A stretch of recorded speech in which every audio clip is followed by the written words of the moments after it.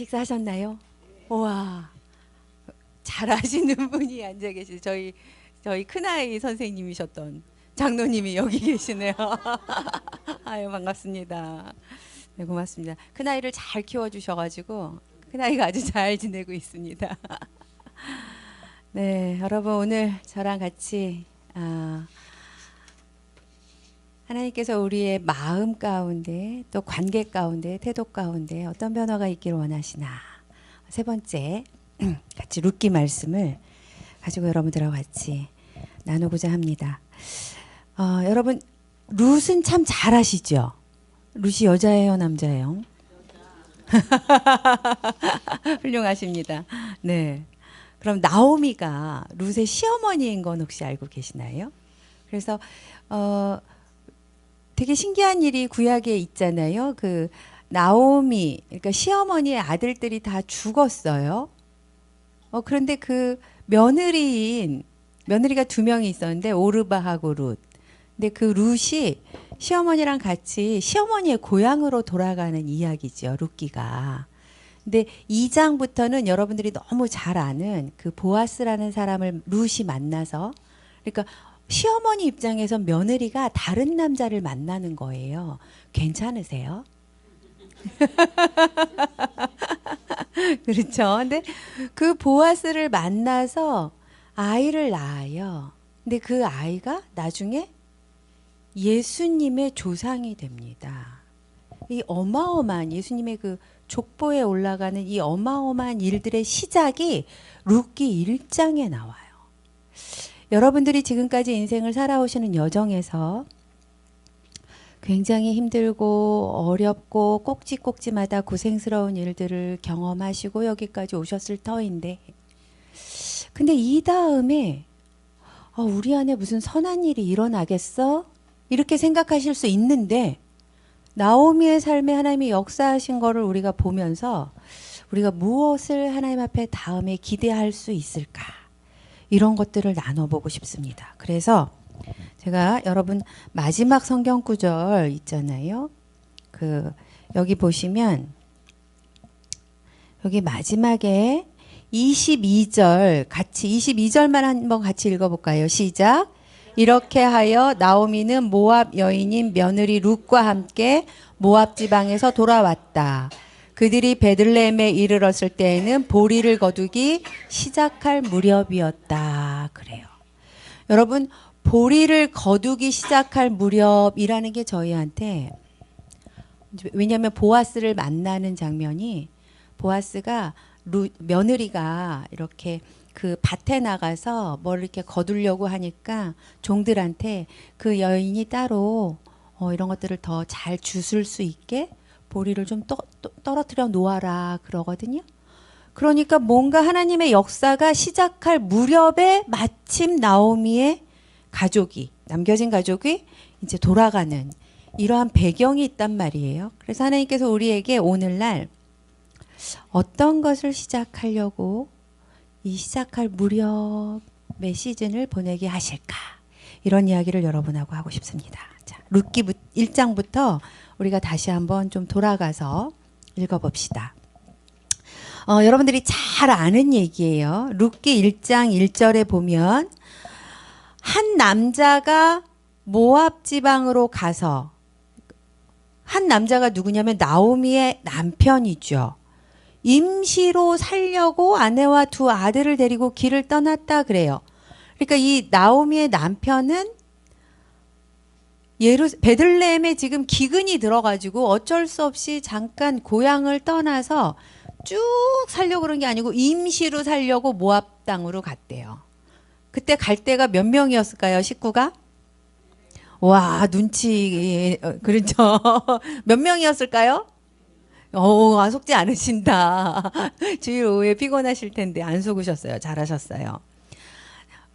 그 한 남자와 아내와 두 아들을 데리고 길을 떠났어요. 그런데 그 남자의 이름이 엘리멜렉이고 그 아내의 이름은 나오미고 두 아들의 이름은 말론과 기럧이다. 이렇게 됐어요. 그런데 거기서 좀 살았어요. 3절에 보면, 2절 말쯤에 보면 모압 지방으로 건너가 거기서 살았다 이러시거든요. 근데 3절 여러분 3절.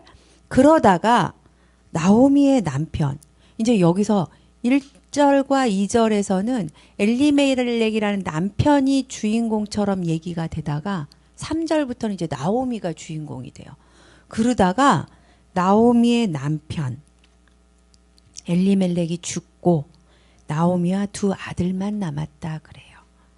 여러분들 중에서도 사별하신 분도 있고 또 뭐 자녀를 앞세우시거나 여러 가지 인생의 어려움을 다양하게 겪고 계시죠. 근데 나오미도 그런 것 같아요.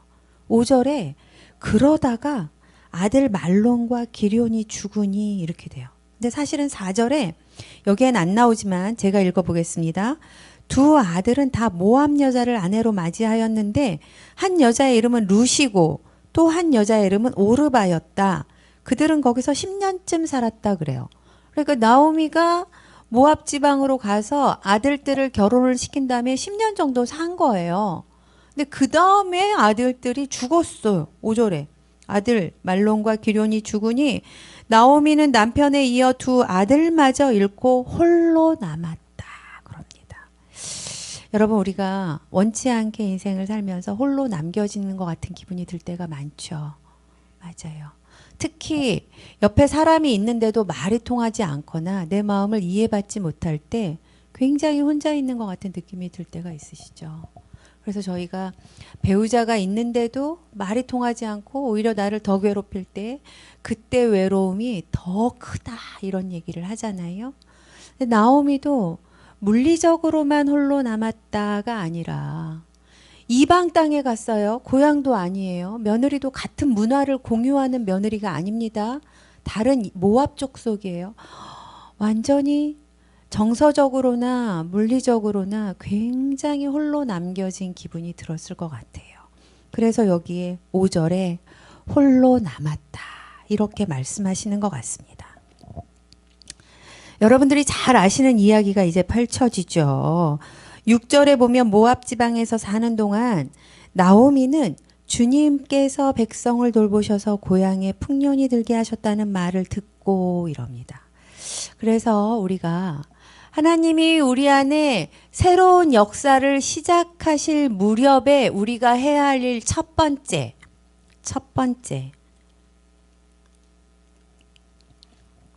나오미가 고향에 하나님께서 백성을 돌보셔서 고향에 풍년이 들게 하셨다는 말을 들은 것처럼 우리도 하나님이 들려주시는 소식을 들어야 합니다. 하나님이 들려주시는 소식을 들어야 합니다.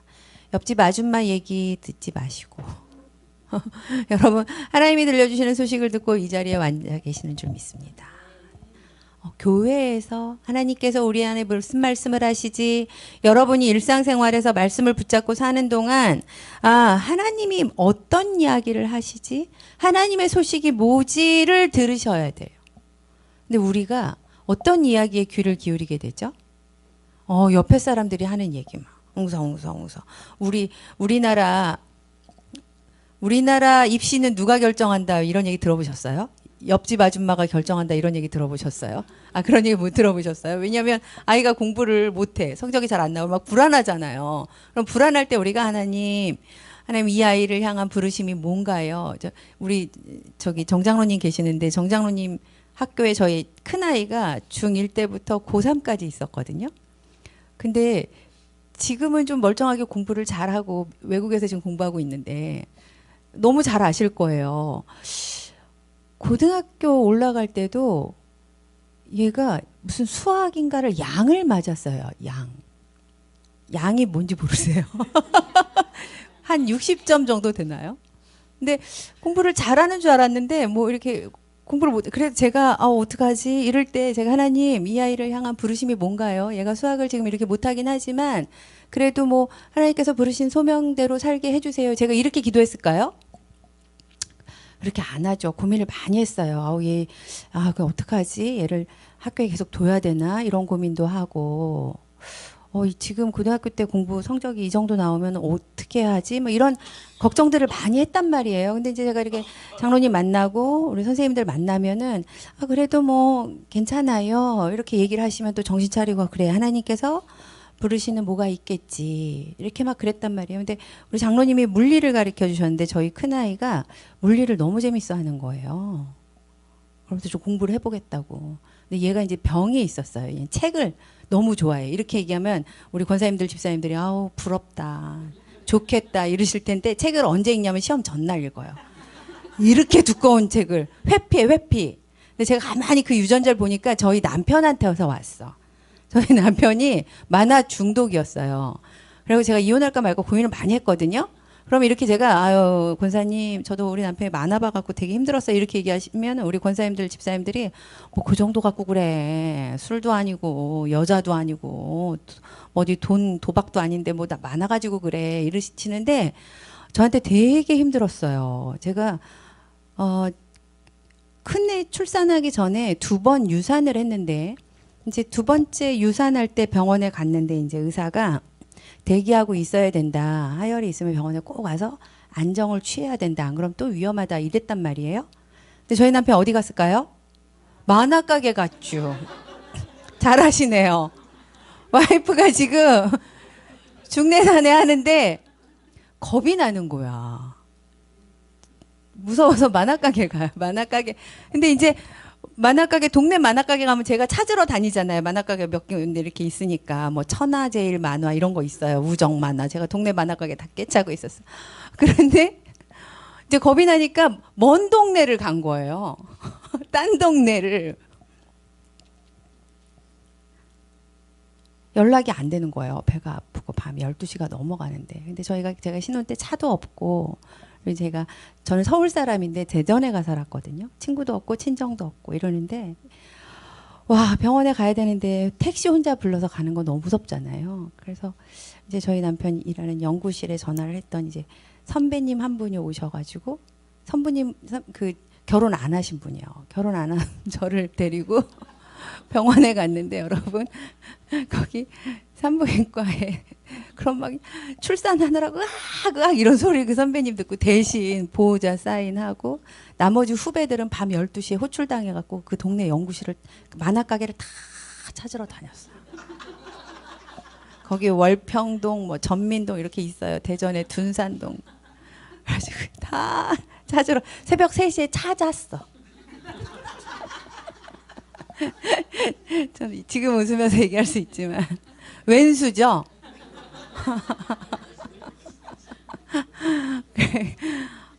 그래갖고 새벽 3시에 이렇게 저 이렇게 병원에 응급실 뭐 아무튼 이렇게 왔었는데 의사한테 뭐 뒤지게 혼나고. 근데 제가 이런 일이 한두 번이 아니었어요. 중요한 일 있을 때마다 연락이 안 되는 거예요.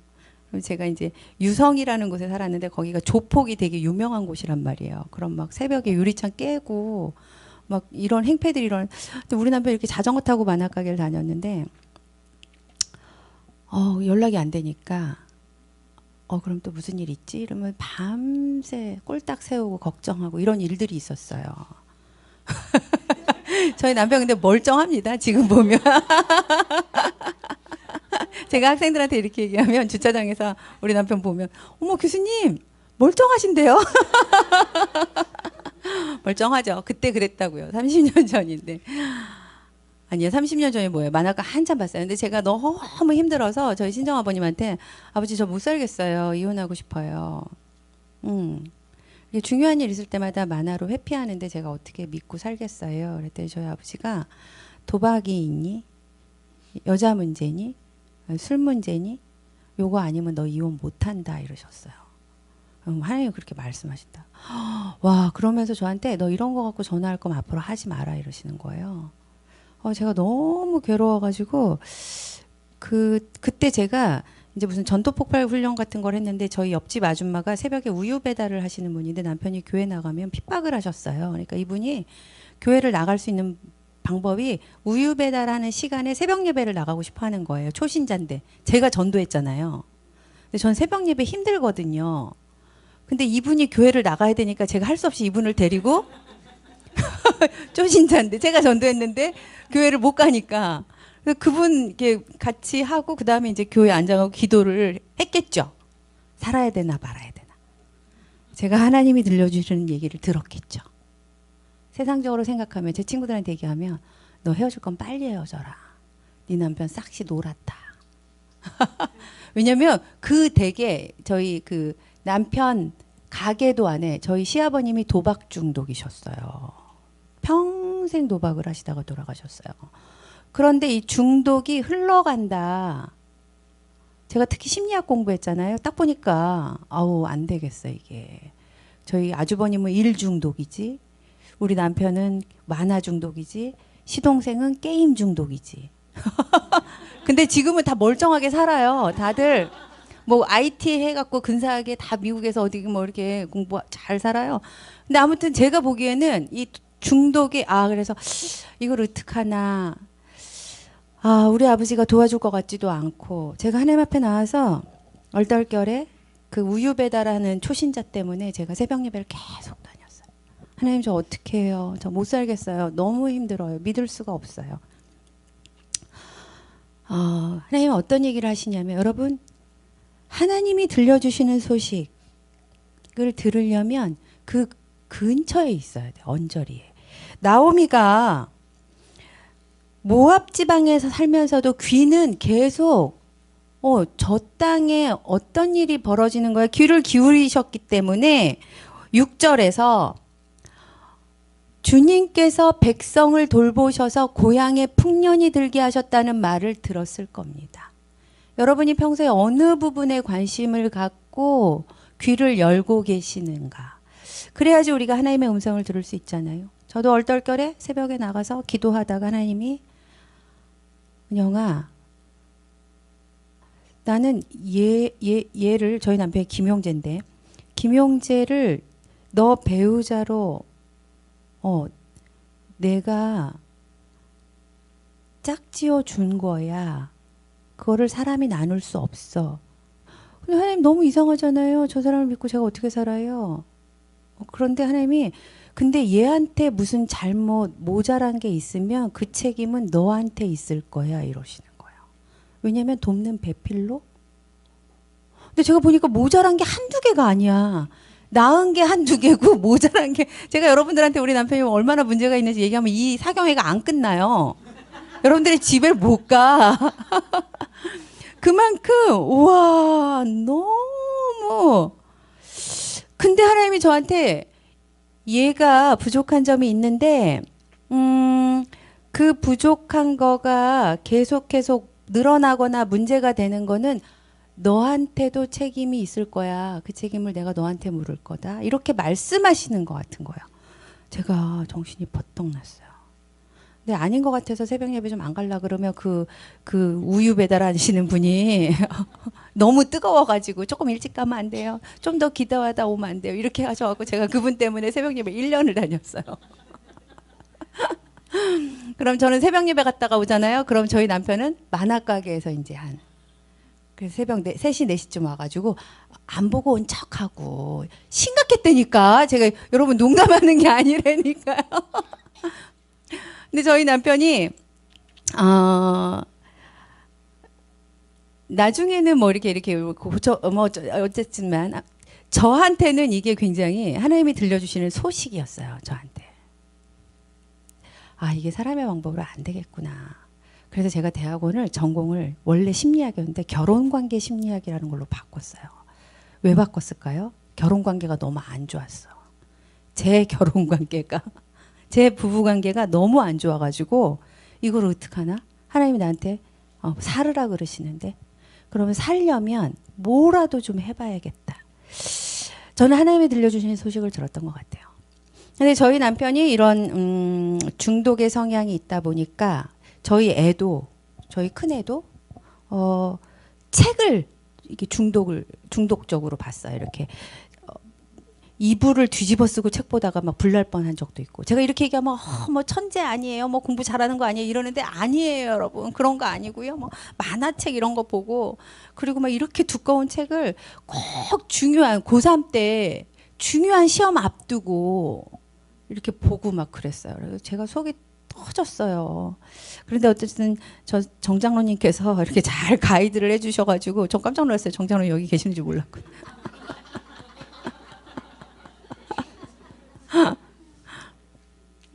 근데 이렇게 물리도 재밌어하고. 근데 제가 아마 하나님의 그때도 하나님이 이 아이를 향한 부르심이 따로 있을 거야를 못 들었으면 제가 아마 쥐잡듯이 잡았겠죠. 너 미쳤어? 너 제정신이야? 어쩌려고 그래? 이 책을 지금 봐야 돼? 막 이렇게 했겠죠. 정말 막 그렇게 훌륭한 책들이 아니에요. 무슨 미스테리물 막 이런 거. 지금은 이런 거 대신 또 유튜브 보세요. 유튜브 뭐 중요한 뭐 학회 가서 발표할 거 있으면 중요한 거 있으면 해야 되는데 벌써 막 유튜브 몇 개씩 보고 있고. 근데 지금은 알아서 하겠다. 이게 좀 믿어지는데 아무튼 얘가 중고등학교 다닐 때 이게 힘들었단 말이에요. 우리가 그렇죠. 우리가 아이들을 보고 또 남편을 보고 우리 원가족 우리 가족들을 보면 이분을 향한 하나님의 소명이 있겠다. 하나님의 뜻이 있겠다. 이렇게 믿어지세요? 안 믿어지잖아요. 답답하죠. 와, 어쩌려고 그래. 왜 저래. 그럴수록 우리가 하나님 앞에 나와야 돼요. 하나님이 들려주시는 소식을 들어야 됩니다. 여러분, 나오미만큼 우리의 상황이 힘들 수 있어요. 낯선 땅에서 남편도 죽고 아들마저 잃은 상황입니다. 이때 들려지는 하나님의 소식을 나오미가 붙잡습니다. 그러면서 하나님의 소식을 들은 다음에 두 며느리와 함께 모압 지방을 떠날 채비를 차립니다. 여러분, 나오미가 떠나야겠다. 이게 쉬울 것 같으세요?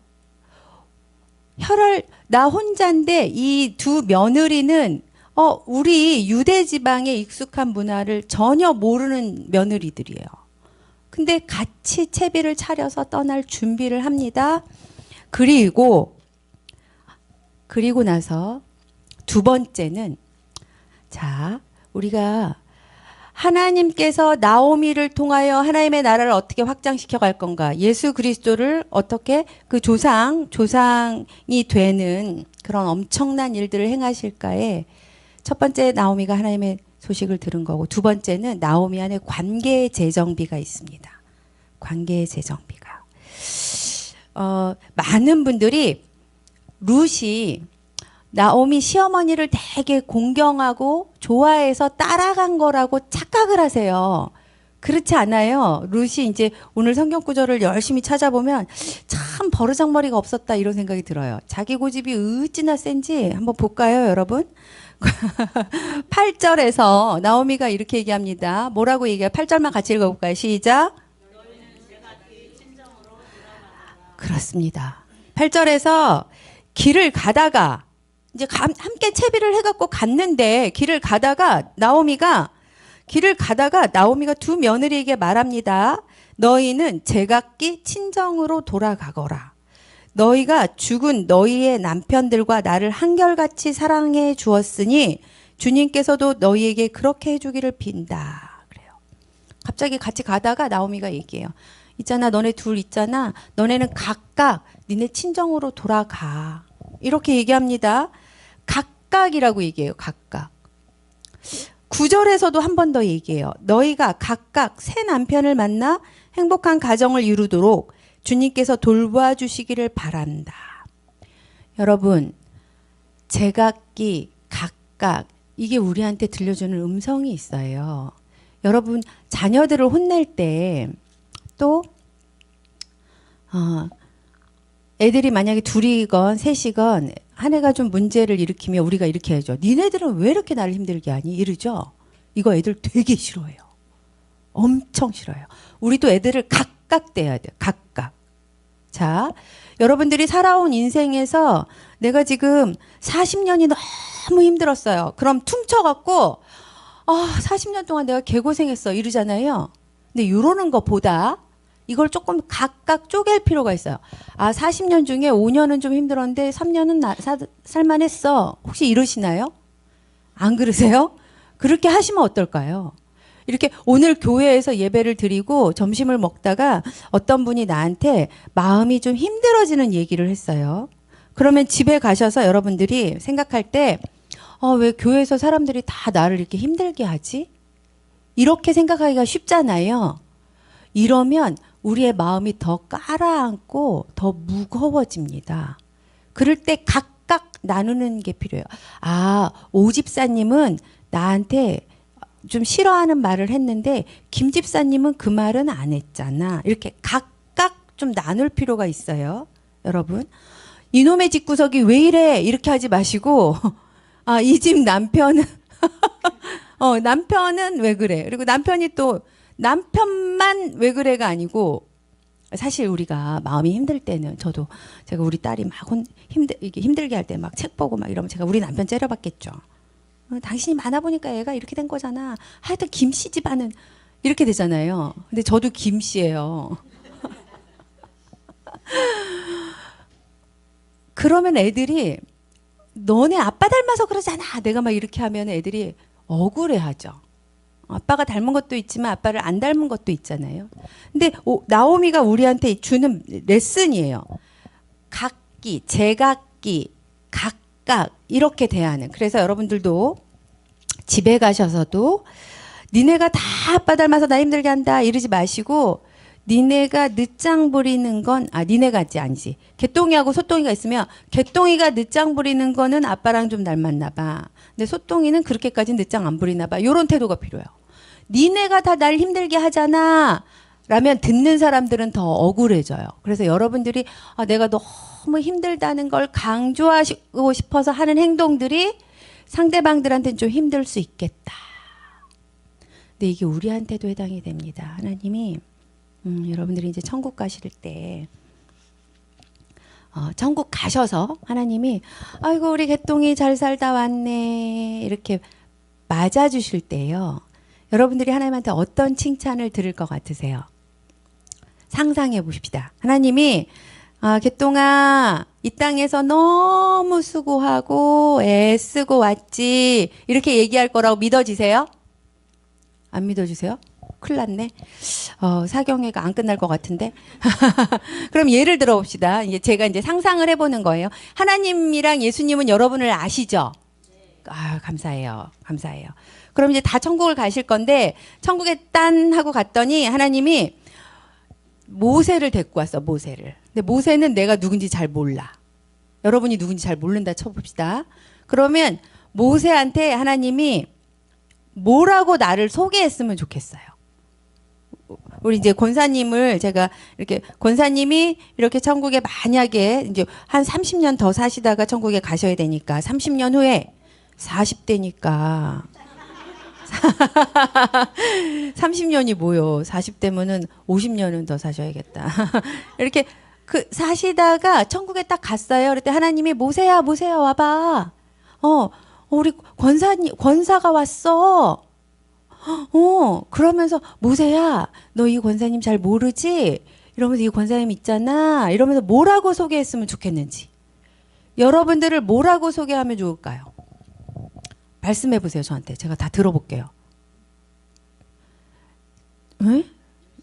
열심히 살다가 왔어. 이 친구 되게 열심히 살다 온 친구야. 이렇게 얘기했으면 좋겠어요. 또 뭐라고 하시면 좋겠어요? 여러분 반응을 보여주세요. 뭐라고? 이 친구 착하고 충성된 종이야. 이랬으면 좋겠고 또 아이고 그 어렵고 고달픈 환경에서도 참 그 고비마다 나를 의지하면서 기도하고 버티다가 여기 온 친구야. 이러실 수도 있고 그렇잖아요? 이렇게 나에 대해서 하나님이 모세에게 뭐라고 소개하고 싶으신가? 그게 여러분들이 가치를 두고 사시는 거예요. 내가 이 땅에서 열심히 살다 왔어. 그러면 아마 참 열심히 살고 계실 겁니다. 그죠? 얘 놀다 왔어. 누리다 왔어. 이러면 사람들이 누리는 데 열심히 살다 왔어. 그러면 하나님이 우리가 첫날 네가 한 일과 네가 한 수고와 네가 한 인내를 내가 안다. 그랬잖아요. 하나님이 아시면 우리가 좀 할만하잖아. 근데 이게 우리가 그만큼 가치를 두고 이 땅에서 사는 영역이 될 텐데 그거를 하나님이 열심히 산 거 너는 이렇게 이거 되게 애쓰고 살았어. 이렇게 하시는 거. 근데 퉁쳐갖고 너 열심히 살다 왔잖아. 이렇게 딱 말하면 우리가 좀 너는 조금 열심히 안 살았는데 이렇게 좀 찔리는 게 있을 수도 있잖아요. 그래서 우리가 먼저 나눠야 돼. 하나님, 제가 애를 키우는데 가정을 지키는데 참 열심히 살았어요. 그런데 뭐는 조금 더 열심히 살았더라면 하는 아쉬움이 있어요. 이렇게 우리도 우리의 삶을 각각 나눌 필요가 있어요. 여러분, 이게 파국화라는 게 있습니다. 심리학에서 사용하는 파국화. 뭐가 하나가 좀 잘못되는 것 같고 안 되는 것 같잖아요.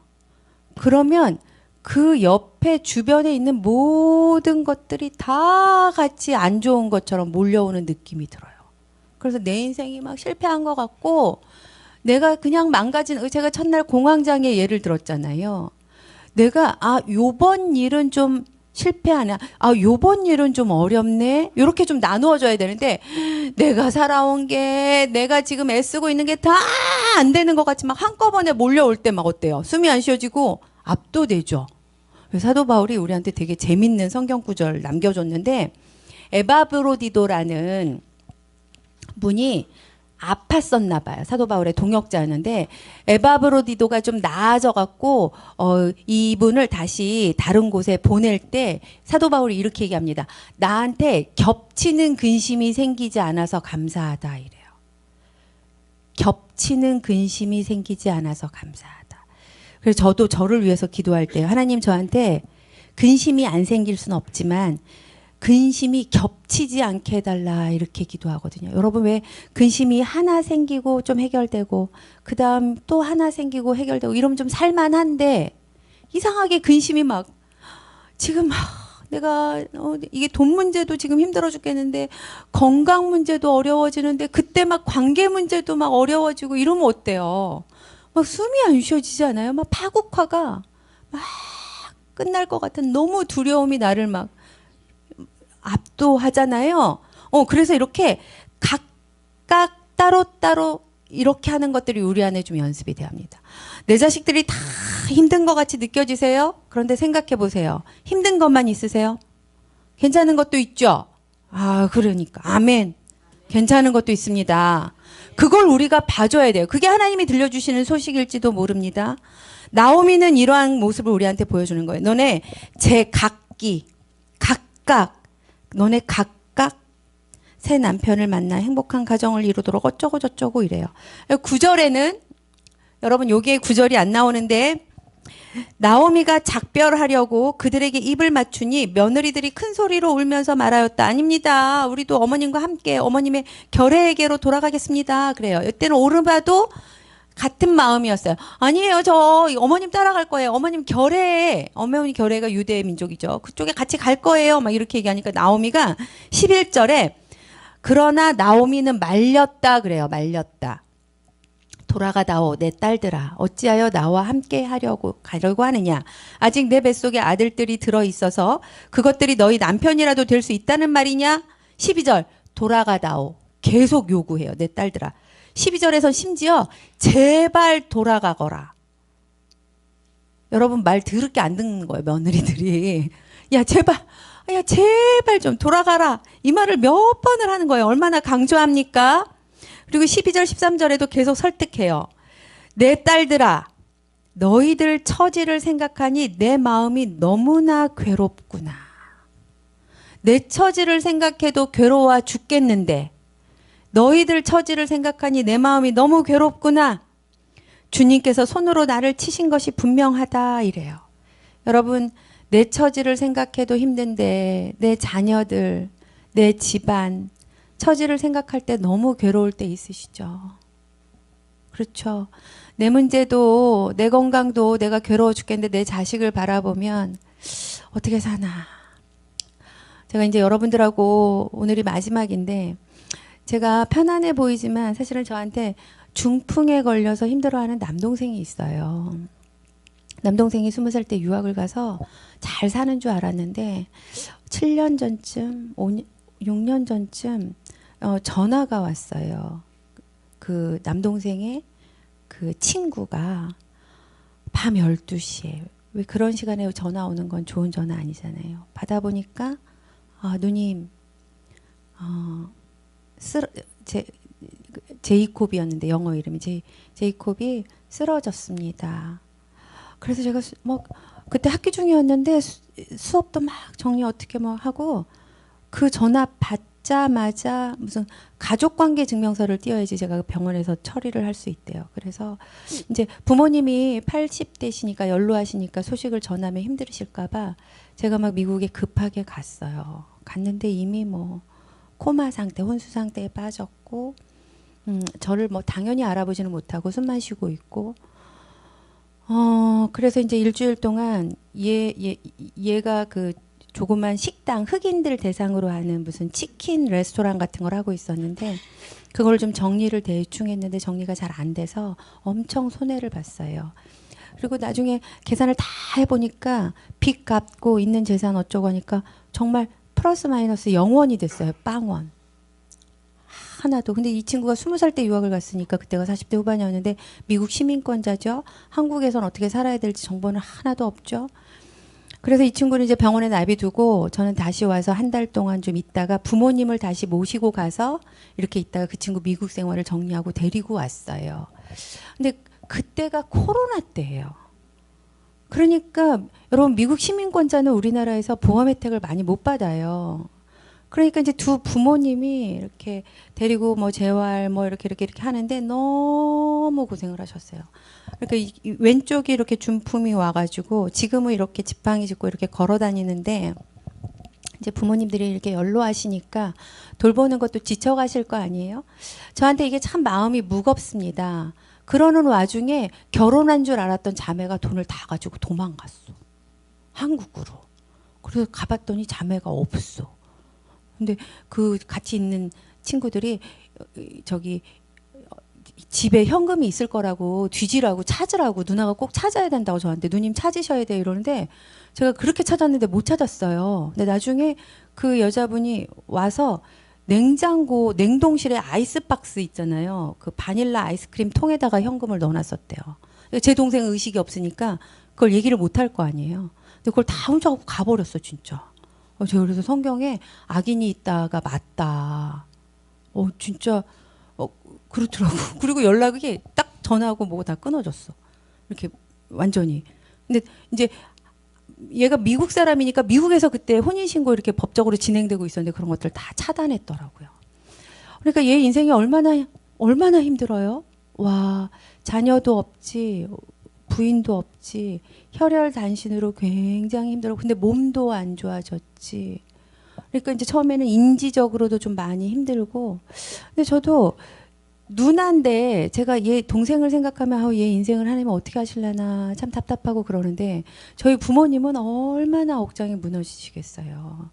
그러니 이 녀석을 쳐다보면은 하나님 어떻게 살아야 되나 매일 아침 저녁으로 예배드리고 기도하시면서 그래도 하나님이 일하실 거야 이렇게 하시면서 지금도 지내고 계세요. 참 그게 너무너무 감사합니다. 이 소망을 잃지 않는 것에 대해서. 근데 이럴 때일수록 우리가 각각 하나님이 얘 생명을 그래도 살려주신 게 감사하지. 더 악한 상황으로 안 가게 하신 게 감사하지. 이렇게 붙잡고 나아가는 겁니다. 한꺼번에 어쩌려고 이러시지? 어떻게 이런 일을 하시지? 우리 남은 생이 얼마 안 남았는데 하나님이 그럼 얘는 어떻게 하라는 거? 이렇게 하면은 너무 압도되잖아요. 그래서 조금씩 나누셔서 어떻게 하시나 이런 것들을 보는 게 이제 우리 몫이 될 겁니다. 내 마음이 너무 괴롭구나 라고 나오미가 며느리한테 얘기한 것들이 사실은 우리의 삶에서 일어나는 우리의 마음이 되지 않을까 싶어요. 나오미 한번 봅시다. 14절에 그들은 다시 한번 더 큰 소리로 울었다. 마침내 오르바는 시어머니에게 입맞추면서 작별 인사를 하고 떠납니다. 그러나 룻은 오히려 시어머니 곁에 더 달라붙었다. 그래서 우리가 오르바가 잘했냐 룻이 잘했냐 알 수 없어요. 모릅니다. 각각 자신의 선택을 하는 거죠. 그러자 나오미가 다시 타일렀어요. 보아라, 내 동서는 저의 결례와 신에게로 돌아갔다. 너도 네 동서의 뒤를 따라 돌아가거라. 나오미가 롯한테 얘기하는 겁니다. 그런데 16절에 그러자 롯이 대답했어요. 여러분 여기까지 얘기하니까 정말 롯도 대단하죠. 더럽게 말 안 듣죠. 너무 안 듣지 않아요? 나오미가 있잖아 온 힘을 다해서 막 설득하는데 안 돼요. 그러니까 롯이 그 다음에 얘기해요. 우리 자녀들이 우리한테 하는 얘기예요.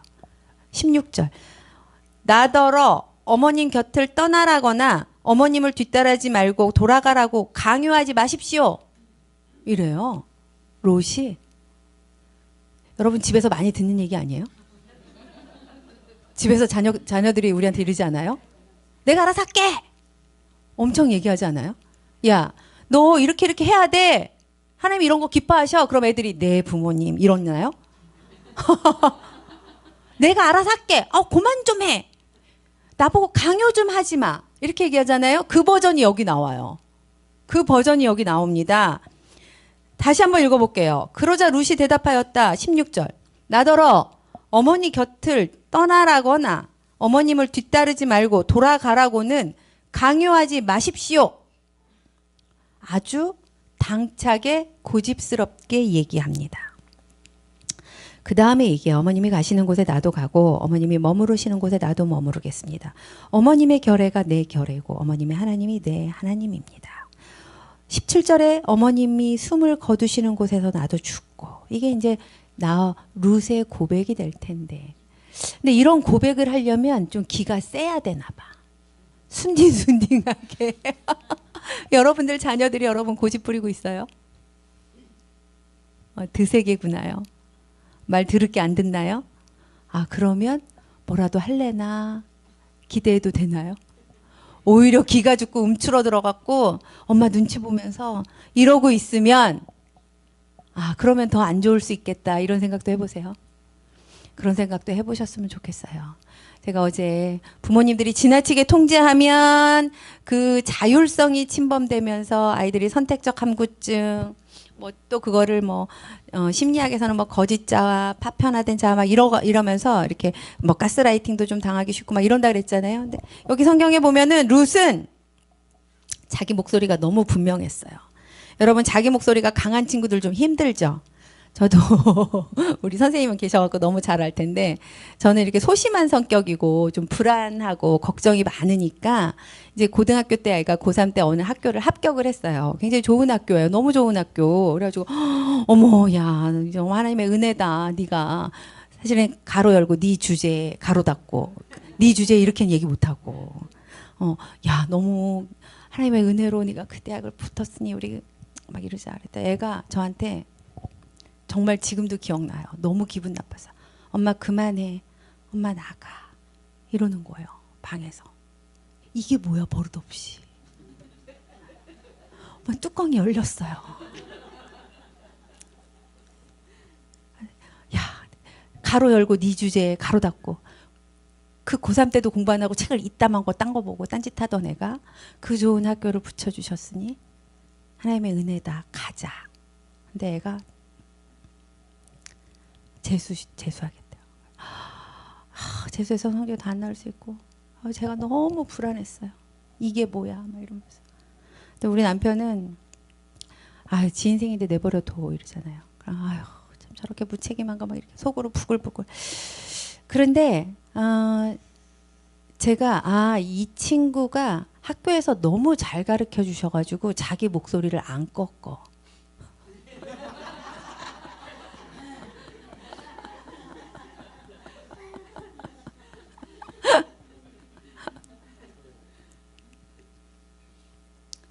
재수하고 싶다고, 자기는 하고 싶은 게 있다고. 장로님이 물리를 너무 재밌게 가르쳐 주셔가지고 얘가 천문 물리를 하고 싶다는 거예요. 아이고 주여. 아무튼 근데 저는 그 1년이 너무 힘들었어요. 얘가 알아서 공부를 하겠지 믿어줬다가도 우리 부모들이 이렇게 씨름하잖아요. 내 생각에는 얘가 이렇게 왜 이렇게 자기 목소리가 강하지? 근데 여러분 자기 목소리 강한 자녀들 힘들어하지 않으셔도 돼요. 그 룻을 하나님이 사용하여서 보아스를 통하여서 예수님의 조상이 되게 하시는 겁니다. 그 자녀를 향한 하나님의 시선을 계속 갖고 계셔야 돼요. 첫날 저희가 하나님이 나를 어떻게 바라보나 그 시선으로 내가 나를 봐야 된다 말씀드렸죠. 그럼 이제 마찬가지로 옆 사람도 내가 보기에 이분 참 별론데 하나님이 어떻게 보시나를 보셔야 돼요. 보세요 지금 한번. 하나님이 어떻게 보세요? 너무 존귀하게 보십니다. 자녀들을 하나님이 여러분 어떻게 보실까? 지금 당장 눈앞에 펼쳐지는 게 아니고 앞으로. 물론 순종과 불순종의 영역은 다릅니다. 순종과 불순종의 영역. 제가 나중에 아이가 이렇게 한 거에 대해서는 사과를 받았어요. 엄마, 그때 내가 너무 엄마가 강요하는 것 같아서 그런 잘못된 행동을 했어요. 라고 저한테 용서를 구했어요. 저도 그 마음은 풀렸어요. 그런데 제가 아이의 인생을 강제로 끌고 갈 수는 없었어요. 그래도 난 그 대학을 갔으면 좋겠다. 근데 안 갔어요, 결국. 그래서 선생님들도 왜 그러냐, 몰라요, 나도 막 이러고 그랬었는데 지금은 그 친구가 원하는 공부를 이렇게 하고 있지만 룻도 나오미에게 저한테 강요하지 마세요라고 얘기하세요. 여러분들 안에 여러분들이 나오미라면 최대한 권하는 거야. 제발 돌아가다오. 나한테 더 이상 자녀가 없을 거야. 니네들 보는 게 나 너무 괴로워. 라고 내 거를 충분히 얘기했어요. 그러고 나서 오르바는 갔어요. 근데 룻은 저한테 강요하지 마세요. 이럴 때 나오미가 자기 뜻과는 다르지만 그것을 받아들입니다. 야, 안 되는구나. 그러면 자, 18절 볼게요. 여러분 18절 제가 읽어보겠습니다. 나오미는 룻이 자기와 함께 가기로 굳게 마음 먹은 것을 보고 더 이상 말리지 않았다 그래요. 이게 우리의 태도로 와야 됩니다. 우리가 강하게 뭔가를 요구했어요. 근데 상대방이 그것을 안 들어. 근데 최대한 설득도 하고 권면도 하고 이랬어요. 근데도 안 들어요. 그러면 더 이상 말리지 않았던 나오미처럼 우리 안에 수용하는 그 사람의 태도를, 그 사람의 의견을 수용하는 게 우리 안에 있어야 됩니다. 근데 제가 여러분들하고 이런 이야기를 나눌 수 있는 거는 하나님이 우리한테 그렇게 해주시기 때문에 그래요. 하나님 우리한테 강력하게 뭘 원하시다가도 우리가 간절히 하나님 이거는 정말 하나님 들어주셨으면 좋겠어요. 하나님 제가 이거 좀 들어주세요. 이렇게 기도할 때요. 우리 성경에서 저희한테 주는 레슨이 하나님의 깊으신 뜻을 우리 마음에 소원을 두고 행하게 하시나니 이 말씀 기억나세요?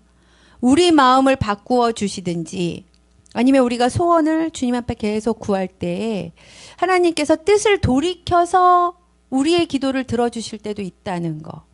우리에게 하나님이 뭔가를 강요하시는 분이 아니라 우리의 마음이 움직일 때까지 기다리기도 하시고 때로는 우리가 그렇게 원하면 들어주시고 응답하여 주시는 하나님이시라는 걸 믿으세요. 아멘입니다. 그렇다면 우리에게도 그런 태도, 뭔가를 우리가 설득도 해보고 뭐도 해봤어요. 근데 마음이 굳게 먹어진 것을 보면 더 이상 말리지 않는 태도가 우리 안에도 있어야 됩니다. 제가 이걸 관계의 재정비라고 이야기합니다. 관계의 재정비. 나오미는 나 혼자 내 고향 땅으로 돌아갈 거라고 마음을 굳게 먹었어요. 나 혼자 가야지 그랬어요. 근데 룻이 아니야 나 갈래요. 나 따라갈래요. 나 말리지 마세요. 어머니 왜 나한테 강요해요? 나도 내 마음이 있어요. 내 의지가 굳셉니다. 이렇게 할 때 룻을 데리고 가는 관계의 재정비가 있어요. 오르바는 그럼 너는 가. 이렇게 하는. 자, 셋이 떠났습니다. 한 명은 가고 두 명만 남았어요. 근데 두 명도 서로의 마음이 어떠한지 확인하는 여정이 있었습니다. 여러분 이게 하나님께서 새로운 역사를 시작하실 때 우리 안에 일어나야 할 일이에요.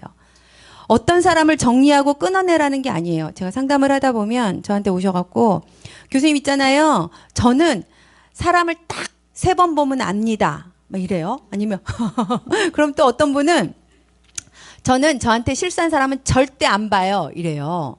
그러세요? 이럽니다. 제가 가로 열고 속으로 그 성질이 그렇게 좋으신 것 같진 않으신데 막 이러는데 인격의 성숙이라는 거는 다른 사람들을 포용하는 정도를 우리가 인격의 성숙. 나랑 비슷한 사람들끼리 모이는 게 인격의 성숙일 것 같지만 그렇지 않아요. 그리스도인의 성장은 그리스도인들의 성숙은 나와 다른 사람들을 얼마나 수용하고 이해하면서 사느냐. 그 대표적인 분이 예수님이에요. 예수님. 예수님은 12제자를 데리고 다니셨잖아요. 여러분 12제자가 요즘 시대로 말하면 국민의힘, 민주당, 민주노총, 정광훈 목사님, 또 요즘에 세계로교회 이렇게 요런 제자들로 구성이 된 12명을 데리고 다니신 거예요. 예수님은 어땠을까요? 속이 터지셨을 것 같아요. 얘네끼리 맨날 싸워. 정치색 제 얘기가 아니고 성경에 그렇게 나와요. 열심당원, 사두개인, 목사님한테 나중에 확인해 보세요. 12제자들의 구성이 정치 성향만 다른 게 아니고 생활 수준도 다르고 직업도 다르고 출신 배경도 너무 다른 거예요. 12명이. 우와. 그 12명을 몇 년을 데리고 다닌겨? 3년을. 와, 우리 생각해 보세요. 정치적으로만 다른 사람들 있잖아. 이렇게 모아놔도 난리 날 것 같은데? 그죠? 예수님이 이렇게 굉장히 다양한 그룹을 다니신 거는 예수님이 이 땅에 오신 목적하고 상관이 있어요. 요한복음 10장 10절에 보면 예수님이 뭐라 그러냐면 내가 이 땅에 온 목적은 두 가지. 영원한 생명을 얻게 하고 여러분 영원한 생명을 얻고 계시죠? 두 번째 풍성한 삶을 누리게 하려 함이라. 근데 풍성한 삶은 다양성에서 와요. 여러분들 주변 사람들 한번 보세요. 나랑 다르죠? 미모도 다르고 옆에 사람들 한번 보세요. 미모도 다르고 성격도 다르고 무슨 공부한 정도도 다르고 뭐 좋아하는 뭐도 다르고 요즘 젊은 친구들 MBTI도 다르고 막 이러잖아요. 그래서 여러분 집안 사람들하고 살아보니까 배우자가 나랑 비슷하던가요? 너무 다르죠. 너무 다르죠. 근데 예수님이 너무 다른 거 주려고 왔대. 이게 받아들여지세요? 여러분들하고 저하고 너무 배고파요. 우리 짜장면 시켜 먹을까요? 이랬더니 어떤 분이 네 좋아요. 옆 사람이 전 짬뽕 먹으면 안 돼요? 여러분 중국 음식 시킬 건데 뭐 드실래요? 짜장면 짬뽕 드실래요? 이렇게 얘기하는데 옆에 꼭 전 잡채밥이요 이러시는 분 있죠. 그러면 이제 뒤에서 이왕 시키는 거 탕수육도 안 돼요 이러지 않아요? 근데 우리끼리 다 짜장면만 먹으면 다양성은 떨어지죠. 다양성은 떨어져요. 근데 이거저거 막 시켜갖고 같이 먹으면 어때요? 먹는 게 풍성해지죠. 근데 심리적으로도 이런 일이 일어납니다. 심리적으로도 다양한 사람들을 만나보시면 면역력이 증가해요. 좀 힘든 일이 있어도 급 우울이나 급 불안이나 이렇게 가는 게 좀 줄어요. 다른 사람들 만나면서 나만 그런 게 아니구나. 나만 자식 때문에 고생하는 게 저분도 자식 문제가 있대. 이래야지 되는데 어떤 분은 우리 애는 안 그래. 어머 권사님 애는 왜 그래? 이렇게 하면 그러면 있잖아요. 내가 집에 가면 내가 힘들어. 다양성을 배우는 게 아니고 어머 저 사람은 안 힘든데 나만 힘든가 봐. 이러면서 점점 우리가 첫 시간에 우리는 불안할 수밖에 없는 존재다 기억나세요? 여러분 불안은 모호하고 애매할 때 더 커집니다. 확실하면 불안이 덜해요. 그래서 여러분들이 되게 훌륭하신 거예요. 눈에 보이지 않는 하나님을 믿으시는 거가 쉽지 않거든요. 근데 2단에 빠지시는 분들 있죠. 2단.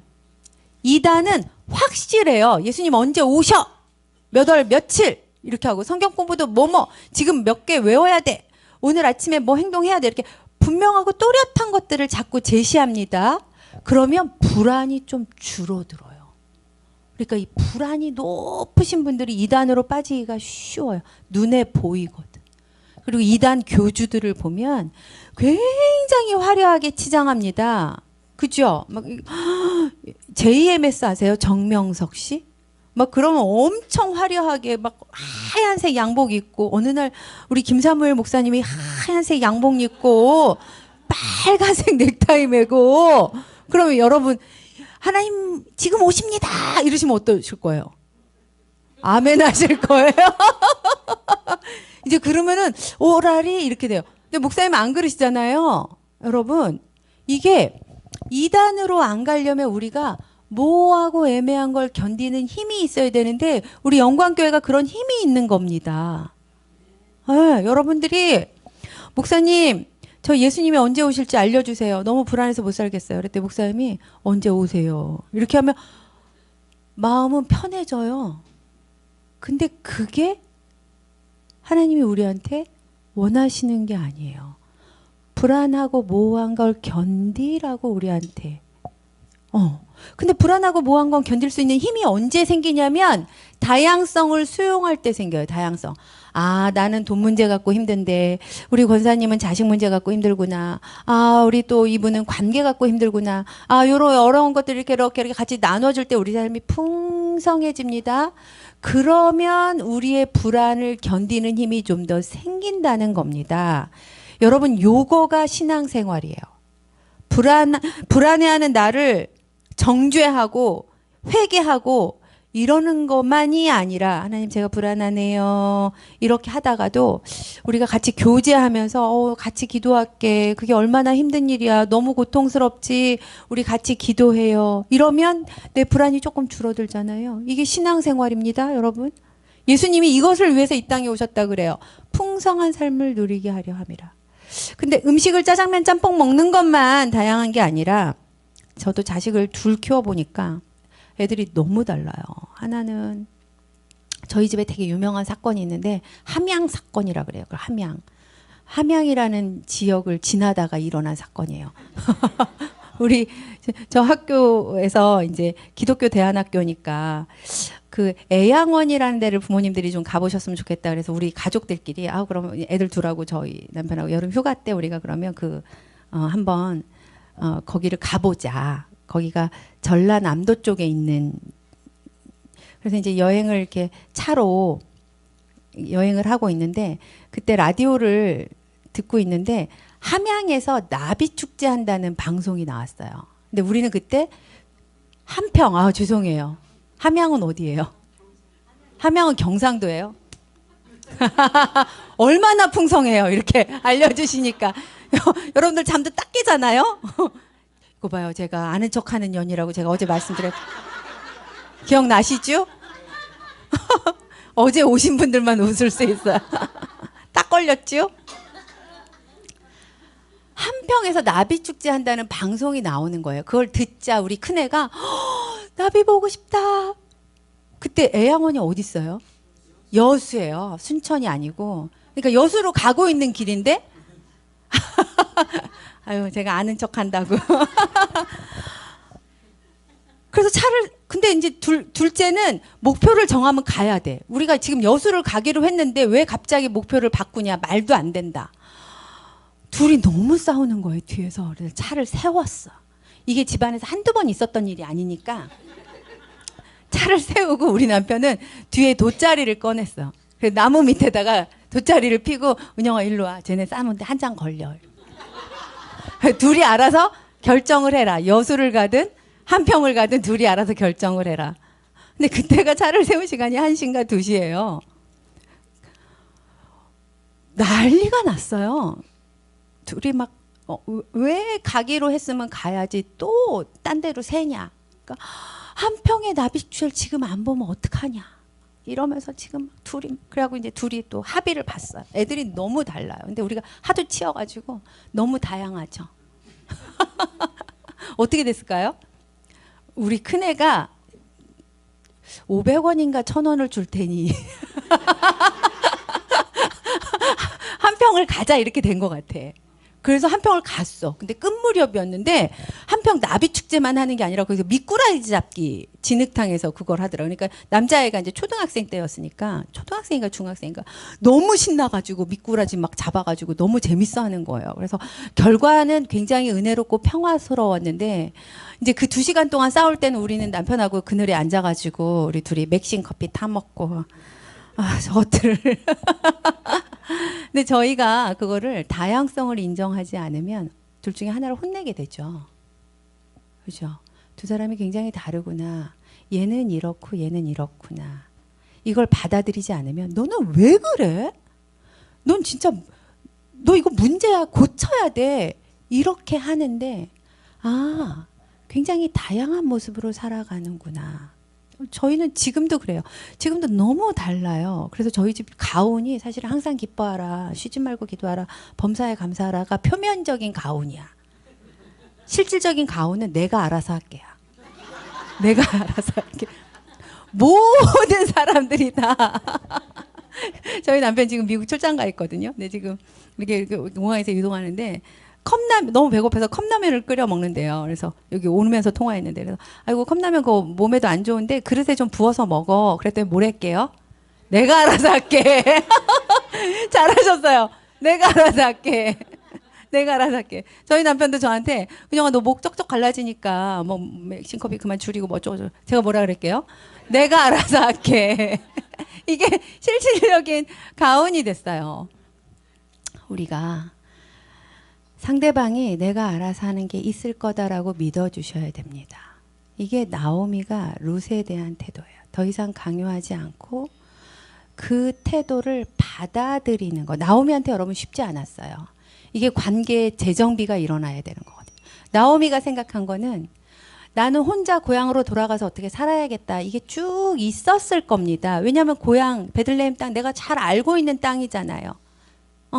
근데 지금 얘를 며느리를 데리고 갔을 때 어떤 인생이 펼쳐질지 내가 계획했던 게 아니에요.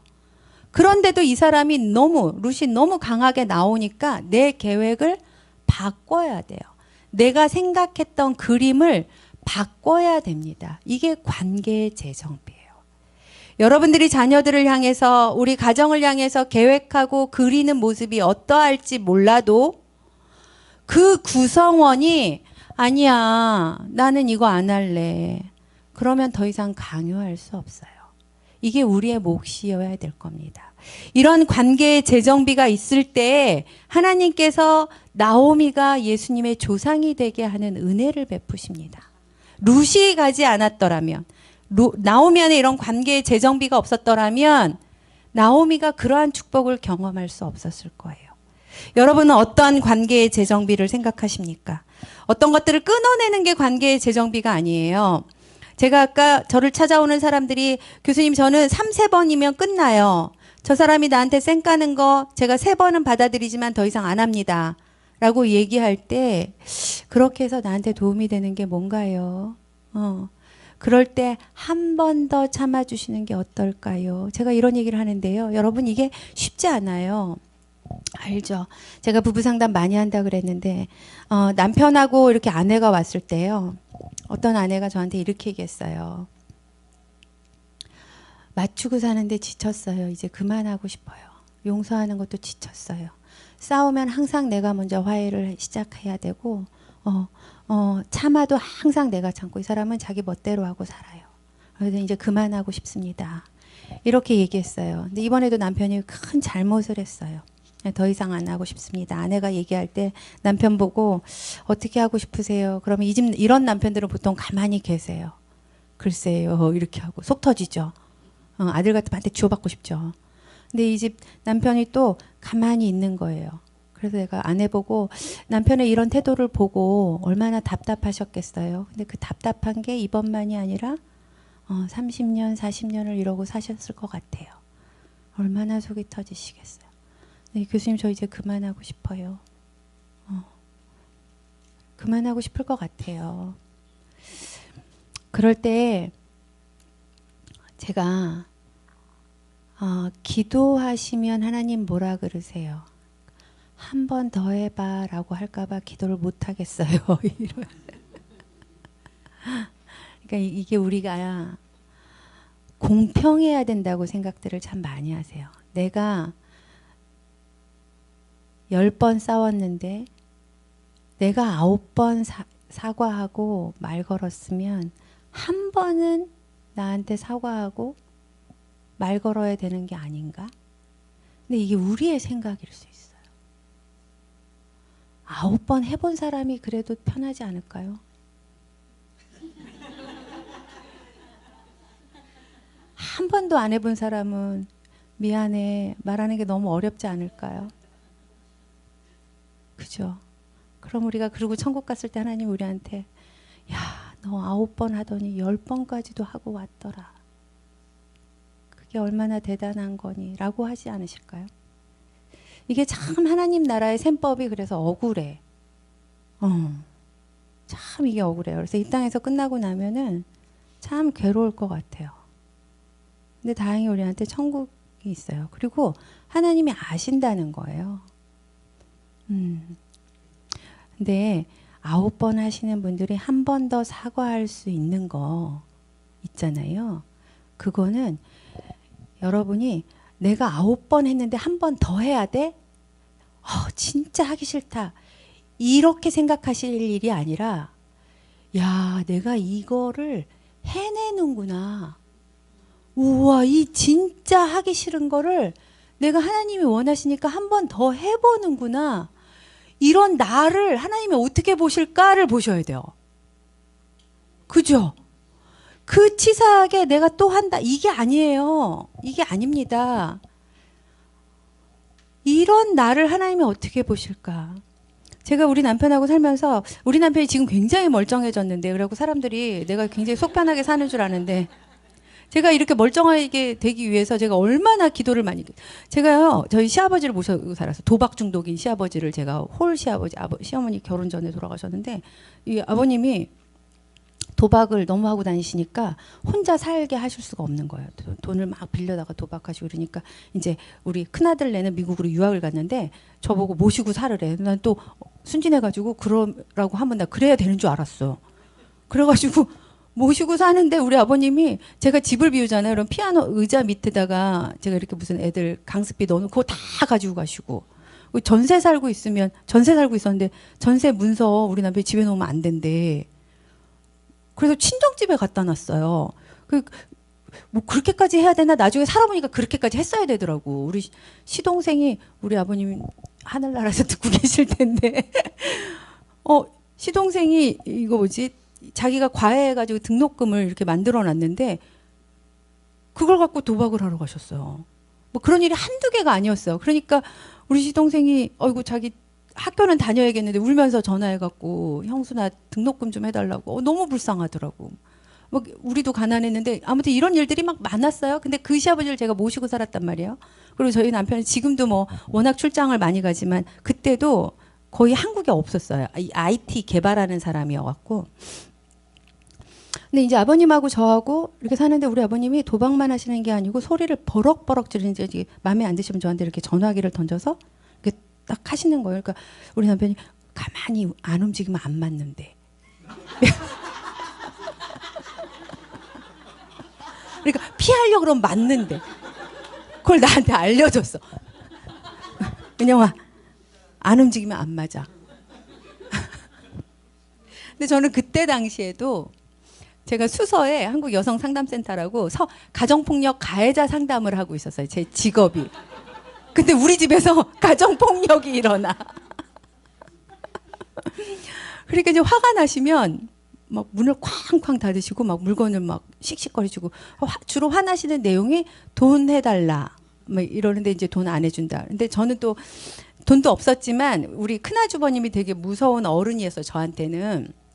근데 우리 아주버님이 이제 미국에서 저한테 늘 아버님한테 돈 해주면 안 된다. 그리고 아버님이 돈 해달라 그러면 나한테 얘기를 해라. 이랬어요. 그래서 제가 순종을 해야 되니까 우리 아버님이 아래층에서 돈 얼마 빌리셨대요. 이거를 제가 우리 형님한테 얘기하면 형님이 아주버님한테 얘기하잖아요. 그러면 아주버님이 아버님한테 전화하는 거예요. 아버지 돈 그렇게 또 빌렸냐. 아직도 정신 못 차렸냐. 그렇게 살면 어떡하냐. 이렇게 하잖아요. 그럼 그 전화를 받는 순간 끄면서 누구한테 던져요. 나한테 던져요. 나한테. 근데 전에 몰랐어 그거를. 이 돌아가는 시스템을. 그래갖고 나는 여기서 하라 그러니까 전화해. 그럼 우리 아버님 이제 열받아갖고 나한테 막 문 꽝꽝 하고 막 치고 막 뭐 그래서 그 다음에는 얘기하면 안 되겠구나. 이걸 너무 늦게 깨달았어. 아무튼 제가 너무 힘든 거예요. 제가 그때 아파트 몇 층에 살았는데 베란다 쪽으로 못 가겠어. 죽고 싶을까봐. 너무 힘들었어요. 남편도 없지. 이게 너무 괴롭더라고요. 일은 일대로 하지. 애들은 어리지. 아버님 무섭지. 너무 무서운 거예요. 우리 아버님 기골이 장대하셨거든요. 근데 끝날 것 같지 않고 답은 없고. 그때부터 제가 교회 골방에 비가 오나 눈이 오나 이제 출근을 제 10시까지 했어야 되거든요. 그러면 이제 8시 반에 골방으로 가서 9시 반까지 1시간씩 365일 정말 비가 오나 눈이 오나 그렇게 기도하면서 살았어요. 말씀 보고 기도하고 그러면서 제 마음을 다스리고 참 쉽지 않았던 것 같아요. 근데 그 아버님이 이 자녀들한테도 굉장히 상처를 많이 주시고 우리 이제 저희 집에서 이렇게 가족들 뭐 이렇게 삼형제인데 모여서 이렇게 할 때는 이제 저희 아주버님이 한국에 오시면 꼭 저희 집에 계셨는데 이제 신앙생활들을 다 하시니까 아버지하고 얘기를 좀 하고 싶어서 아버지 그때 왜 나 그렇게 때렸냐. 그 아주버님이 공부를 잘하셨대요. 뭐 전교 회장 같은 거 했나 봐 고등학교 때. 근데 이제 어머니를 하도 때리니까 큰아들이 고등학교 때 아버지 팔을 잡고 그만하라고 이렇게 했나 봐요. 그리고 학교를 갔는데 아버지가 분해갖고 택시를 타고 학교 앞에서 미리 기다렸다가 그 아들을 교문 앞에서 발로 짓밟았대요. 그러니까 그게 아들한테 얼마나 큰 상처겠어요. 그러니까 이제 그게 수십 년 지나서 신앙생활 하시면서도 이게 이제 이게 한이 맺혔을 거잖아요. 그러니까 그 큰아들이 아버지 왜 그때 나를 그렇게 때렸어요. 이랬는데 우리 아버님이 너 이 새끼 내가 그때 못 죽인 게 한이야 이러셨어요. 그러니까 그 상처가 더 심해지는 거야. 그때 있잖아 미안하다. 내가 참 잘못했다. 나 몰라서 그랬다. 나도 못 배워서. 이렇게 얘기하셨으면 참 좋았을 텐데 우리 아버님은 제가 지금 보면 우리 아버님도 이 아들들한테 무시당할까 봐 참 부들부들 떨다가 돌아가신 것 같아요.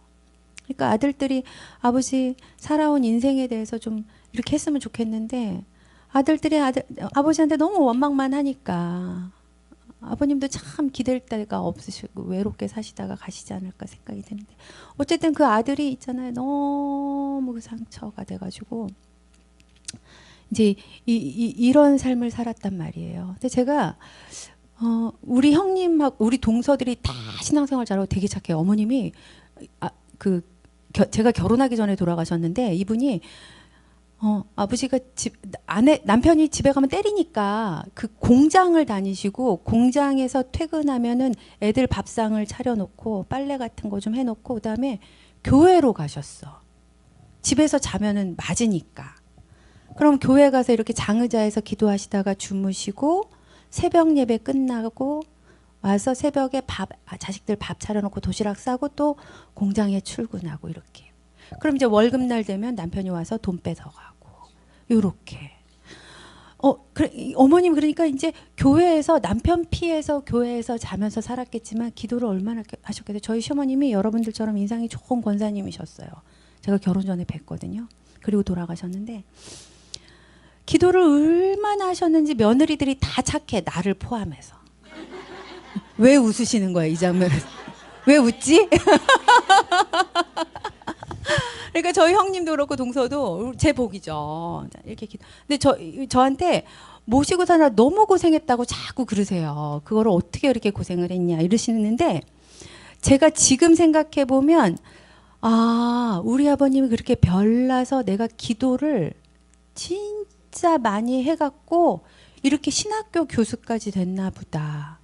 그 기도가 안 쌓였으면 제가 이렇게 됐을까 싶어요. 그리고 또 우리 남편이 성질이 그렇게 까다로웠으니까 내가 참 좋은 성격이 됐나 보다. 왜 안 웃으시지 여기서? 우리 남편이 은영아 너 잘한다 뭐 은영아 너가 최고다 이랬더라면 제가 이렇게 잘난 줄 알고 성격이 되게 이렇게 안 그랬을 것 같아요. 근데 뭐를 하면 좀 까칠하고 뭐만 하면 좀 피곤하게 하고 왜 그렇게 했냐고 그러고 막 까다로우니까 제가 성격이 좀 무난 둥글둥글 이렇게 되는 것 같더라고요. 근데 이 시절들을 겪어오는 게 쉽지 않았어요. 나오미의 고백입니다. 내 마음이 너무 괴롭구나 이래요. 내 마음이 너무 괴롭구나. 요 시절들이 있었기 때문에 시작할 무렵이 생기는 겁니다, 여러분. 이때 관계의 재정비가 있어야 돼요. 여러분들은 어떤 관계의 재정비를 하실래요? 옆에 있는 사람들 여지껏 참으시느라고 힘드셨죠? 근데 한 번 더 참으실 수 아니면 좀 더 이번에는 옛날에는 이러고 참았다면 이번에는 그래. 이렇게 하고 좀 견뎌주실 수 있는 요런 게 관계의 재정비여야 될 겁니다. 뿐만 아니라 오르바처럼 저는 갈래요. 그러면 보내주고. 근데 룻도 가라 이랬는데 저는 안 갈 거예요. 왜 그러시는 거예요? 이렇게 하면 또 있고.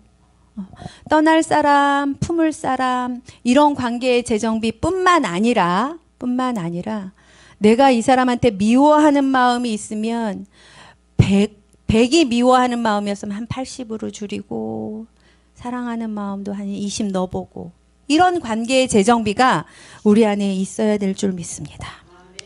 네, 세 번째로는 새로운 자기를 받아들인다예요. 나오미 입장에서 여러분 성경을 제가 다시 한번 보겠습니다. 19절에 나오미가 이제 그 두 사람은 길을 떠나서 베들레헴에 이르렀다. 그들이 베들레헴에 이르니 온 마을이 떠들썩했다. 아낙네들이 이게 정말 나오미인가 하고 말하였다 그래요. 우와, 온 마을 사람들이 어머나 이게 나오미예요. 이게 진짜 나오미예요. 이렇게 하는 거예요. 여러분들 우리가 고향에 가면은 그럴 수 있잖아요. 근데 나오미가 그들에게 이렇게 대답합니다. 나를 나오미라고 부르지들 마십시오. 전능하신 분께서 나를 몹시도 괴롭게 하셨으니 이제는 나를 마라라고 부르십시오. 나는 가득 찬 채로 이곳을 떠났는데 그러나 주님께서는 나를 텅 비어 돌아오게 하셨습니다. 나오미의 뜻이 뭡니까? 즐거움, 유쾌함 이런 뜻이죠. 근데 마라는 뭐죠? 고통, 괴로움, 쓴. 근데 나오미가 이렇게 얘기하는 거예요. 사람들이 어머나 나오미 왔대요. 나오미 왔대요. 아낙네들이 다 모여가지고 막 이게 진짜 나오미예요? 막 이런데 나오미가 여러분 우리가 어딜 갔는데 내가 너무 초라해질 때 제가 상담할 때 어떤 선교사님이 저랑 굉장히 오랫동안 상담을 하셨는데 그 선교사님이 되게 좋은 데를 나오셨어요. 대학도 나오시고 박사도 있으시고 그런데 이제 선교지에서 이렇게 있다가 동문회를 한국에 와서 나가면 내가 말도 못하게 초라하대요. 거기 이제 동창들은 너무 근사한 옷 입고 다 뭐 근사한 차 타고 뭐 자녀들 어떻게 막 이런 얘기 하는데 나는 그분은 너무 초라해가지고 동창회를 안 나가고 싶대요. 그래서 이분이 저한테 와서 내가 너무 초라한 걸 느끼는 거가 하나님한테도 죄스럽고 그래서 동창회를 안 나가고 싶어요. 이런 얘기를 하셨어요. 그래서 저랑 이렇게 오랫동안 얘기하시다가 이분이 동창들한테 선교지에서 있었던 일을 이야기해 주시면 그분들의 삶에 뭐가 일어날 것 같으세요? 그랬어요. 그러면 내가 아무래도 선교지 얘기를 해주고 그러면 더 선교에 대한 마음도 일어나고 어쩌고 저쩌고 하겠죠. 그래서 제가 이분한테 초라한 나를 견디는 게 힘드세요? 하나님 나라를 알려주지 않는 게 힘드세요? 막 이랬어요. 근데 이분이 너무 고민을 하셨어요. 너무 고민을 하셨어요. 하나님 보시기에 누가 더 초라할 것 같으세요? 눈에 보여지는 거에 우리는 반응할 수밖에 없습니다. 사실은 그 선교사님이 굉장히 저한테 솔직하게 얘기하시는 거예요. 여러분 우리도 눈에 보이는 거에 반응할 수밖에 없어요. 옆에 사람들은 괜찮은 것 같잖아요. 나만 그지 같은 것 같죠. 근데 제가 상담을 하면 할수록 어떤 일들이 벌어지냐면 하나님 앞에서 사람들이 다 또이또이하다. 제가 말씀드렸잖아요. 또이또이. 세상에 아무리 큰 사람도. 제가 경험한 일이에요. 제가 같이 저의 지도 교수님, 제 공부시켰던 교수님이 너무 무서운 거예요. 그분은 다 아는 것 같고 막 꿰뚫어 보는 것 같고. 근데 그분 앞에서 제가 볼펜을 한번 떨어뜨렸어요. 근데 주술래도 덜덜덜덜. 깜짝 놀랐어요. 내가 하나님 앞에서 덜덜 안 떠는데 그분 앞에서 덜덜 떠는 거예요. 여러분 누구 사람 앞에서 덜덜 떨리죠? 그잖아요. 근데 제가 이거 갖고 오랫동안 씨름을 하는데 어느 날 제가 그분을 볼 땐 그분은 굉장히 산같이 커요. 근데 제가 가만히 하나님은 그분을 어떻게 보실까 생각해 봤어. 내가 굉장히 크게 보는 분을 하나님은 어떻게 보실까? 근데 그분도 똑같이 작더라고. 여러분 우리가 옆 사람을 볼 때 내가 그 사람이 굉장히 커 보이거나 굉장히 초라해 보일 때요. 하나님은 저분을 어떻게 보실까? 그죠? 제가 굉장히 크게 봤던 분을 하나님은 굉장히 작게 보시는 것 같아요. 제가 이런 일을 많이 경험을 합니다. 저한테 어느 단체에서 교수님 어떤 학생을 하나 좀 만나주세요. 근데 사실은 학생이 아니에요. 근데 그 친구 이름이 영광이에요. 영광이. 영광교회랑 똑같아. 영광이라는 친구를 좀 만나주세요. 그래서 어떤 분인데요. 이제 보호종료 청소년이라고 이렇게 보육원 같은 데에서 자란 친구인데 그 보육원에 그 담당자들이 성추행 문제가 있었고 그 보육원이 해체됐어요. 그러니까 거기 있던 친구들이 다 흩어진 거예요. 그러니까 어느 교회에서 이 친구들을 좀 연결시켜서 좀 모아가지고 1대1로 이렇게 사역을 좀 하고 있었는데 그걸 돌보는 분들은 이제 가디언이라고 그러고 근데 이제 그 그룹에 속해 있던 친구인데 영광이라는 친구 교수님 이 친구가 다음 2주 뒤에 군대를 가는데 분노가 머리 끝까지 찼어요. 그래서 이 친구를 좀 만나 주셔야겠어요. 안 그러면 군대 가서 사고 칠 것 같아요. 이래요. 그래서 제가 그 친구를 가서 4시간을 원래 상담은 50분씩 꾸준히 하는 건데 이 친구는 이제 50분씩. 근데 이 친구는 교수님이 뭔지를 몰라요. 그 고등학교도 이제 검정고시로 보고 근데 이 친구가 말을 잘 못하는 거예요. 그래서 무슨 일이 있었나 보니까 보육원이 해체되면서 이 친구한테 남동생이 하나 있는데 남동생을 데리고 아버지를 찾아 어디 갔을 때 어디 평택 어디인가 아버지가 재혼해서 살고 있다는 거 알았어요. 그래서 남동생이 이 친구는 한 21살 정도 됐는데 남동생이 성년 될 때까지만 아버지 옆에 좀 빌붙어 있어야겠다. 이 친구 이 동생이 이제 법적으로 어떻게 자유로워질 때 이렇게 하고 아버지를 찾아갔는데 문제는 아버지가 막일하다가 그 임금을 못 받았나 봐요. 그 임금을 받으러 가갖고 내놓으라고 싸우다가 그 사람을 죽였어. 이렇게 막 밀치다가 이 사람이 죽은 거예요. 그러면 아버지가 바로 경찰서에 신고하고 이러면 될 텐데 동생을 불렀어. 아들을. 막내 아들을 불러갖고 그 시신 처리를 같이 한 거예요. 근데 이 영광이란 친구는 자기 동생 하나 잘 되게 해보려고 이 친구가 어떻게든 그냥 택배 상하차 하면서 편의점 알바도 잘 안 된대요. 막 그렇게 하면서 이 동생 어떻게 하나 사람 만들어 보려고 이러고 있는데 굉장한 범죄자로 아버지가 만들어 버린 거예요. 그리고 아버지가 이제 교도소로 가고 막 이러는 중간에 이 남동생 그러니 아버지에 대한 분노가 머리 끝까지 나겠죠. 이게 막 너무 가득 차가지고 그 분노를 우리가 어떻게 이해할 수 있겠어요. 그러니까 왜 그랬냐 말도 못하고 막 이 화가 나가지고 근데 이제 막 이 동생 하나 근데 이 친구가 너무 기가 막히니까 말도 못하고 근데 이제 이 분노를 가지고 지금 군대 갈 날짜를 받아놓고 있으니 돌보는 주위 분들이 너무 겁이 나가지고 근데 이 친구랑 이게 4시간을 얘기를 하는데 처음에 제가 어떻게 살아왔냐 얘기도 잘 못해요. 자기 얘기를 안 해본 사람들은 여러분 잘 못합니다. 이름이 뭐예요? 아유 만나서 반갑네요. 그래요. 저랑 좀 어떤 얘기하고 싶으세요? 이래도 가만히 있어요. 동생은 어디 있어요? 이런 얘기하니까 뭐 어디 있다. 동생은 어떻게 하고 있어요? 뭐 이런 얘기 했었어요. 그런데 이 친구가 조금씩 일을 하더니 너무 화가 나요. 그래서 얼마나 화가 나겠어요. 내 동생이 어떻게 됐으면 좋겠어요. 그런데 이 친구가 그제서야 눈물을 흘리면서 나처럼 안 살았으면 좋겠어요.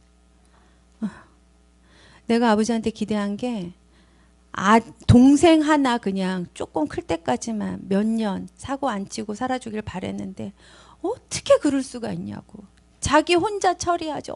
어떻게 애 앞길을 그렇게 막냐고. 이 분한 걸 아버지한테는 너무 화가 나겠다. 아버지라고 부르고 싶지도 않겠다.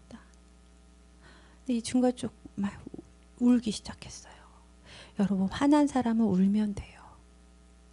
성경에서도 자기를 위해 울라라고 말씀하시잖아요. 여러분 내 자신을 위해서 우리가 하나님 앞에서 울 수 있으면 돼요.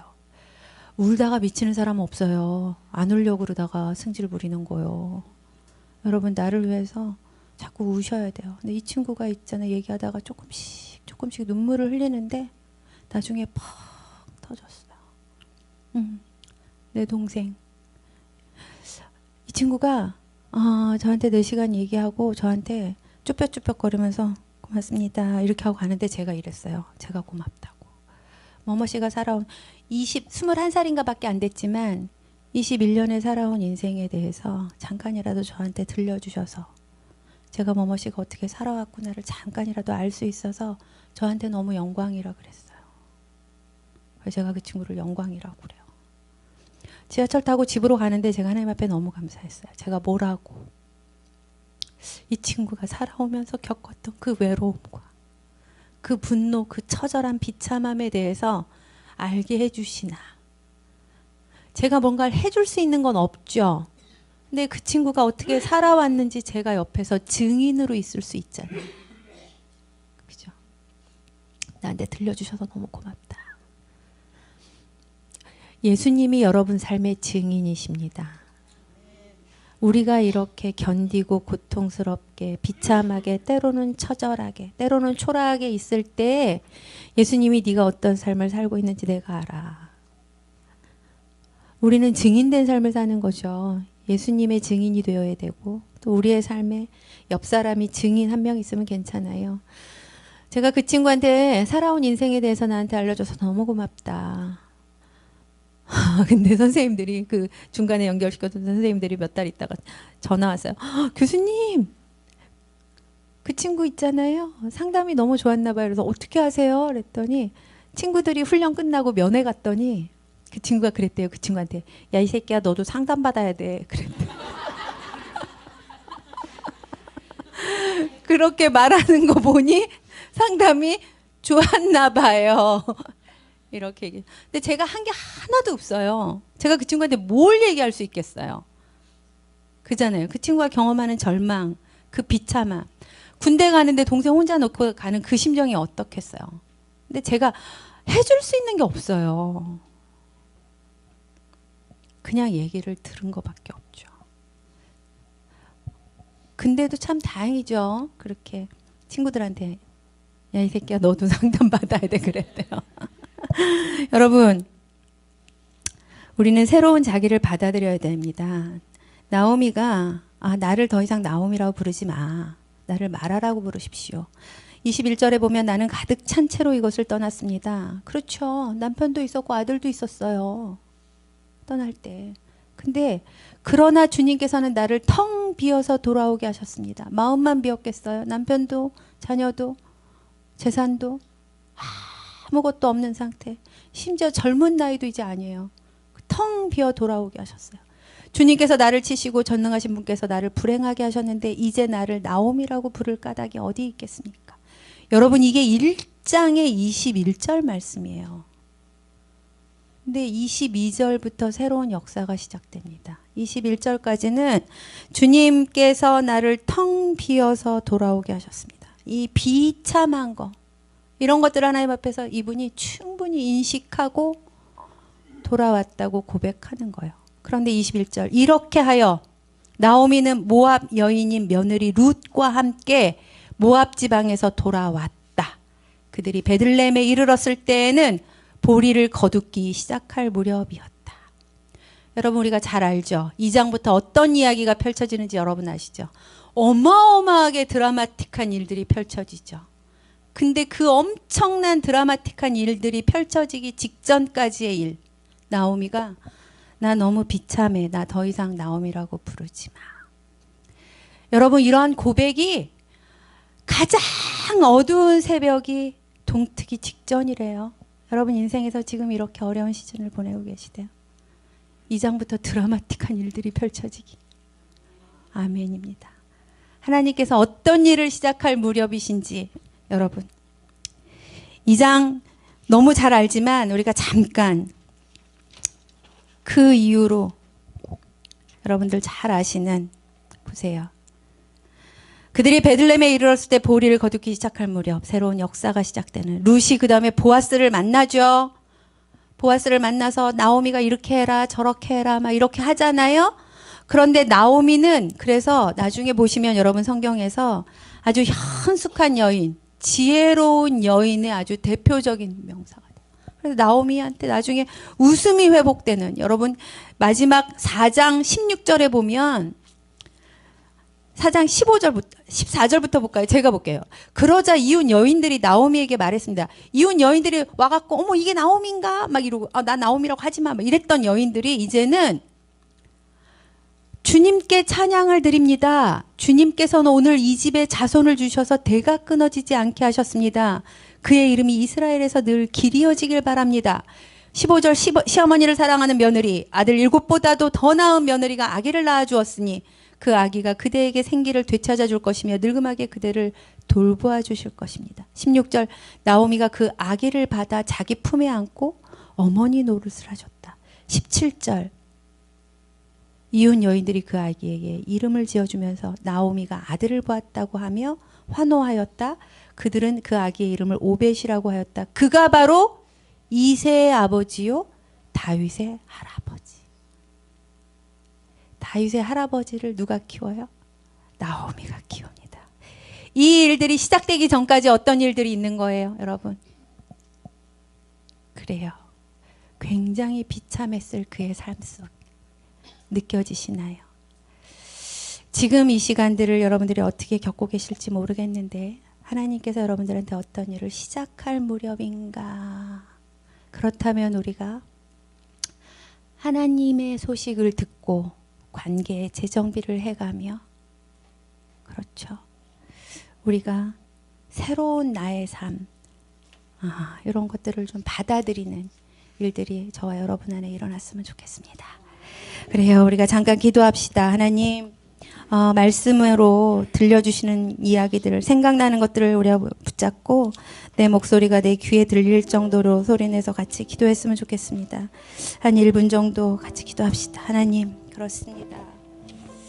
우리 안에 하실 일들을 기대합니다. 하나님, 나오미에게 주님 어떤 일을 하시는지 우리가 보았습니다. 아버지, 나오미가 참 현숙한 여인, 지혜로운 여인으로 결국 나아가기까지 위해서 그 고통의 시간들, 고통의 자리에 있었음을 우리가 봅니다. 주님, 우리를 불쌍히 여겨 주시옵소서. 이 고통들을 잘 견뎌갈 수 있게 하여 주시옵시고 새로운 자기를 받아들이는 우리 되게 하여 주시옵소서. 하나님께서 일하여 주실 것들을 기대합니다. 아버지, 하나님 감사합니다. 나오미의 삶을 보면서 우리의 인생의 여정을 주님 앞에서 살펴보았습니다. 하나님, 나오미가 경험했던 그 마음의 괴로움, 다 잃어버린 상태, 텅 비어 주님 앞에 돌아오는 모습이 우리이기도 합니다. 우리를 불쌍히 여겨 주시옵소서. 하나님의 소식이 들려지게 하여 주시옵시고 우리 안에 관계의 재정비가 일어나게 하시며 이웃들을, 가족들을, 내 옆에 있는 사람들을 새로운 시각으로 바라볼 수 있는 눈을 열어 주시옵소서. 그리고 우리가 새로워진 상태에서의 지금 나의 모습들을 받아들이는 역사가 있게 하여 주시옵소서. 그리하여 하나님께서 나오미를 다윗의 할아버지를 키우게 하셨던 그 나오미에게 일하셨던 것처럼 우리도 주님의 역사에 사용되어지는 귀한 도구가 되게 하여 주시옵소서. 3일 동안 우리의 마음과 생각을 지켜주신 하나님, 우리의 마음과 생각의 변화를 일으켜 가신 하나님 기대합니다. 말씀으로 우리가 새로워지게 하여 주시옵시고 이러한 일들이 우리의 말과 우리의 마음과 우리의 생각과 우리의 행동과 태도의 변화로 연결될 수 있게 은혜를 베풀어 주시옵소서. 함께하여 주신 하나님께 영광을 올려드리며 예수님의 이름으로 기도합니다. 아멘.